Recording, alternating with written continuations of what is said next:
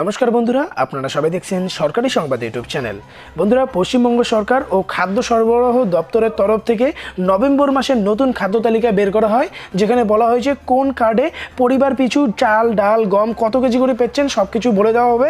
কিন্তু তার আগে অবশ্যই ভিডিওটিকে লাইক করবেন, এরই সাথে লাল রঙের সাবস্ক্রাইব বাটনটিকে ক্লিক করে বেল নোটিফিকেশনটা অল করে দেবেন। বন্ধুরা, প্রথমে আমরা দেখে নেব যে নভেম্বর মাসে AAY কার্ডে আপনারা কি কি পেতে চলেছেন।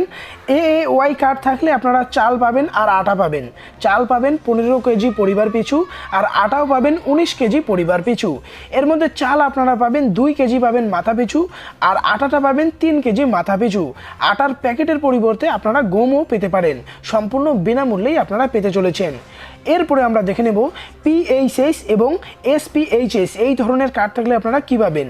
স্বভাবতই আপনারা চাল আর আটা পেতে চলেছেন। চাল পাবেন 2 কেজি মাথা পিছু আর আটা পাবেন 2 কেজি 850 গ্রাম মাথা পিছু। স্বাভাবিকভাবে সম্পূর্ণ বিনামূল্যেই আপনারা পেতে চলেছেন। এরপর আমরা আলোচনা করব তৃতীয় কার্ডের প্রকার, যেটা হচ্ছে RKSY1, যেটা দেখতে পাচ্ছেন। এক্ষেত্রে কার্ড থাকলেও আপনারা পাবেন চাল আর গম পেতে চলেছেন। চাল পাবেন 2 কেজি মাথা পিছু আর গম পাবেন 3 কেজি মাথা পিছু। একদম বিনামূল্যে আপনারা এটা পেয়ে যাবেন। এরপরে আমরা কথা বলছি চতুর্থ কার্ডের প্রকার, যেটা হচ্ছে RKSY2। এটা থাকলে আপনারা স্বাভাবিকভাবে চাল আর গম পেতে চলেছেন। চাল পাবেন 1 কেজি মাথা পিছু আর গম পেতে চলেছেন 1 কেজি মাথা পিছু।